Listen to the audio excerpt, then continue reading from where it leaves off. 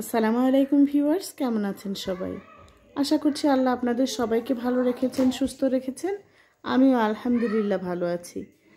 তো একটু ঠান্ডা লেগেছে, ভাবলাম যে কালো জিরার ভর্তা করি আর আপনাদের সাথে শেয়ার করি।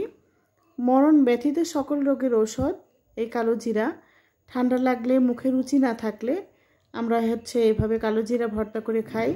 এতে কিন্তু অনেক উপকারিতা আছে। যাদের ডায়াবেটিক্স তারাও প্রতিদিন কালো জিরা কাঁচাটাই খেতে পারবেন, আবার এরকম করে ভর্তা করেও খাওয়া যায়। এতে মুখের রুচি বাড়ে, তারপরে যে হাত পায়ের ব্যথা, সেই ব্যথাটাও কমে যায়। এর সাথে যেহেতু রসুন দেব, তো প্রথমে কালিজিরাটা একেবারে মুচমুচে করে ভেজে নেব।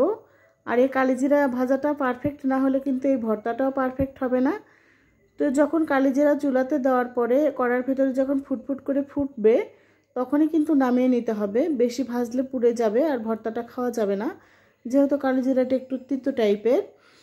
তো মুচমুচে করে ভেজে তুলে নিয়েছি। তার ভিতরে দিয়ে দিলাম দেশি রসুন, আর পেঁয়াজটা একটু কমই দিতে হয়, 2টার মতো পেঁয়াজ দিয়েছি, আর দিয়েছি কাঁচামরিচ।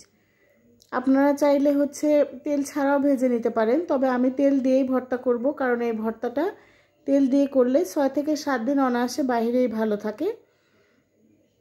আর ওই তেলের ভর্তাটা যদি করে আপনারা রাখেন ফ্রিজে, তাহলে 1 মাসের মতো ভালো থাকবে, যদি তেল দিয়ে পেঁয়াজ আর রসুন আর কাঁচামরিচটা ভেজে নেন। তো সুন্দর করে আমি ভেজেও নিয়েছি। তারপরে চলে গেলাম বাটতে। এখন প্রথমে কালো জিরাটা একেবারে মিহি করে বেটে নেব, যেহেতু অনেক মুচমুচে ভাজা হয়েছে। একটা বাটা দিলেই কিন্তু একেবারে গুঁড়ো হয়ে যাবে। তো ভেজে তুলে নিতে হবে। আমার মাকেও দেখতাম এরকম করে, আমাদের যদি মুখে রুচি না থাকতো কিংবা জ্বর আসতো, ভাত খেতে পারতাম না যখন, তখন মা আমাদেরকে পাটায় বেটে কালো জিরা ভর্তা করে দিত। তো একটু কষ্ট করে কিন্তু পাটায় বাটলেই ভর্তা টাইপের জিনিস ভালো লাগে আমার। আর যতই কষ্ট হোক, আমিও কিন্তু পাটায় বেটেই ভর্তাটা করি। যদিও আমার পাটাটা একটু ছোট, আর বাসাতে একটু ছোট পাটাই ব্যবহার করি, কারণ অন্য বাটি সব ব্লেন্ডারেই করা হয়। তো প্রথমে কালিজিরাটা বেটে তুলে নিয়েছি। তারপরে পেঁয়াজ, রসুন আর কাঁচামরিচ দিয়ে যে ভেজে রেখেছিলাম, সেখান থেকে প্রথমে মরিচগুলোও সুন্দর করে একেবারে বেটে নিলাম। তারপরে পেঁয়াজ রসুনগুলোও বেটে নিয়েছি। এখন কালোজিরা যে আগের থেকে ভেজে নিয়ে গুঁড়ো করে রেখেছিলাম, সে গুঁড়োটা দিয়ে আর একটা বাটা দিয়ে নেব, আর লবণটা টেস্ট করে দেখব। তো লবণ একটু কম হয়েছিল, তারপরে দিয়ে আমি আর একটা বাটা দিয়ে নিচ্ছি। আলহামদুলিল্লাহ, এত টেস্টি ছিল আমার এই ভর্তাটা।